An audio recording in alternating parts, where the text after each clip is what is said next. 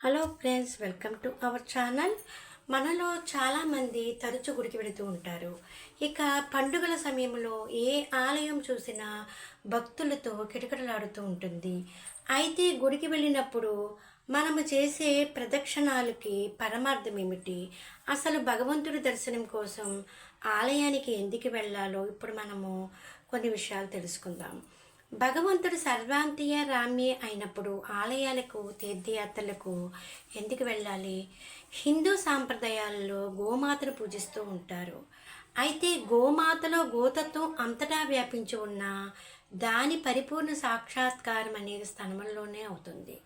అలానే దేవుడు సర్వాంతర్యామి అయిన ఆలయాలు, తీర్థస్థలాల్లో సులభంగా లభ్యమవుతాడని, భక్తులను సంపూర్ణంగా అనుగ్రహిస్తాడని పండితులు చెబుతారు. అందుకే తరచూ ఆలయాలకి వెళ్ళాలని సూచిస్తూ ఉంటారు. దేవాలయానికి వెళ్ళడం వల్ల కొన్ని శాస్త్రీయ ప్రయోజనాలు ఉన్నాయి. సాధారణంగా ఆలయాలను భూమి లోపల పాజిటివ్ ఎనర్జీ ప్రసరించే చోట కడతారు.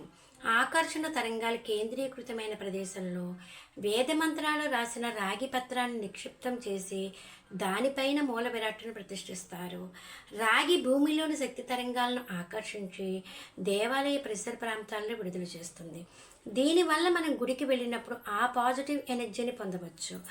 అలాగే దేవుడిని దర్శించుకుంటున్న సమయంలో గర్భగుడిలో దీపం వెలుగుతూ ఉంటుంది.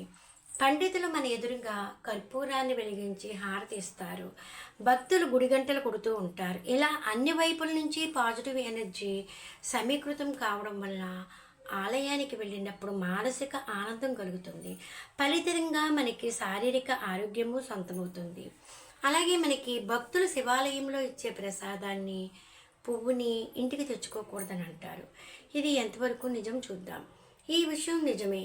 సాధారణంగా మోక్షాన్ని ప్రసాదించమని భగవంతుని కోరేందుకే మనం శివాలయానికి వెళ్ళాలి. ఈ తత్వాన్ని అర్థం చేసుకోవాలనే ఉద్దేశంతోనే శివాలయంలో ఇచ్చిన ప్రసాదాన్ని, పూలని ఇంటికి తీసుకెళ్ళకూడదనే నియమం ఆచారంలోకి వచ్చింది. మరో కోణంలో శాస్త్రీయంగా చూస్తే ఒకప్పుడు శివాలయాలు ఊరికి చివరన శ్మశానానికి దగ్గరగా ఉండేవి. తద్వారా ఆ ఆలయాల చుట్టూ శ్మశాన వాటిక నుంచి వచ్చే చెడు గాలి ప్రసరిస్తూ ఉంటుంది. ఆ గాలిలోని బ్యాక్టీరియా, వైరస్ల ప్రసాదం పైన చేరతాయనే భావనతోనే దానిని ఇంటికి తెచ్చుకోకూడదనే సాంప్రదాయం వచ్చిందంటారు కొందరు. అంతెందుకు, శివాలయంలో కొద్దిసేపు కూర్చున్నప్పుడు కాలికి ఉన్న దుమ్మును కూడా దులిపి బయటికి వెళ్ళాలి. అంటే కాళ్ళకి అంటిన మట్టి లేదా ఇసుకను మనము ఇంటికి తీసుకెళ్ళకూడదు.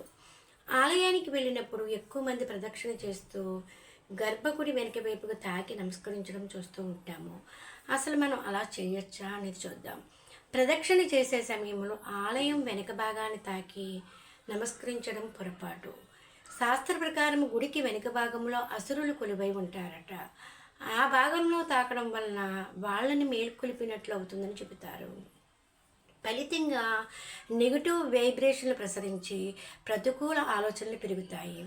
దాంతో దేవాలయానికి వెళ్ళిన పుణ్యం దక్కకపోగా ప్రతికూల భావాలు సొంతమవుతాయంట. అందుకే దేవాలయ గోడల్ని అది వెనక వైపు తాకకుండా కాస్త దూరంగానే ప్రదక్షిణ చేయాలని పండితులు సూచిస్తున్నారు. గుడిలో ప్రదక్షిణాలు చేయడం వెనుకున్న పరమార్థం ఏమిటి? దేవుడికి చేసే ఉపచారాల్లో ప్రదక్షిణ కూడా ఒకటి. ప్రదక్షిణ అంటే చుట్టూ తిరగడం అని అర్థం. ప్రదక్షిణ విధానంలో భ్రమరకీటక న్యాయం, అయస్కాంత న్యాయం అని రెండున్నాయి. తుమ్మిద ఒక కీటకాన్ని చూసి దాని చుట్టూ గిర్రెను తిరుగుతూ శబ్దం చేస్తూ ఉంటే క్రమంగా ఆ కీటకం కూడా భ్రమరం అయిపోతుంది. దానినే భ్రమర కీటక న్యాయము అంటారు. అలాగే ఒక చిన్న ఇనుప ముక్క మీద అయస్కాంతంతో ఒక క్రమ పద్ధతిలో కాసేపు రుద్దితే ఆ ఇనుముకు అయస్కాంత శక్తి వస్తుంది. ఇదే నియమము ప్రదక్షిణలకు వర్తిస్తుంది. దేవుడి విగ్రహం అడుగున ఉంచిన యంత్రానికి, దాంట్లో నిక్షిప్తమైన మంత్రాలకు అంతటి శక్తి ఉంది. గుడి చుట్టూ కొన్ని ప్రదక్షిణాలు చేయడం ద్వారా ఆ శక్తి మనలోనూ ప్రవేశించి మానసిక, శారీరక ఆరోగ్యం సొంతమవుతుంది. ప్రదక్షిణను కూడా దేవుడిని భక్తితో స్మరించుకుంటూ చేయాలి. అలా 1 నుంచి 3, 7, 9, 11, 108 వరకు చేయొచ్చు. ఇందులోనూ ఆత్మ, ప్రాకార, గిరి ప్రదక్షిణాలను రకరకాలు ఉంటాయి. మన ఆత్మలోనే పరమాత్మ కొలువై ఉంటాడని నమ్మి మన చుట్టూ మనం తిరుగుతూ చేసేదే ఆత్మ ప్రదక్షిణ. అలాగే మూల విగ్రహం చుట్టూ తిరిగితే అది ప్రాకార ప్రదక్షిణ అవుతుంది. ఇక ఇందులోనే పాద ప్రదక్షిణ కూడా ఉంటుంది. అంటే పాదానికి పాదాన్ని ఆనిస్తూ అడుగులో అడుగు వేస్తూ ప్రదక్షిణ చేస్తారు.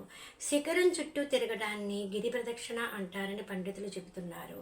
ఒకసారి గిరి ప్రదక్షిణ చేస్తే 1,000,000 సార్లు అంగ ప్రదక్షిణ చేసిన ఫలితం లభిస్తుందని అంటారు. Please like, share and subscribe.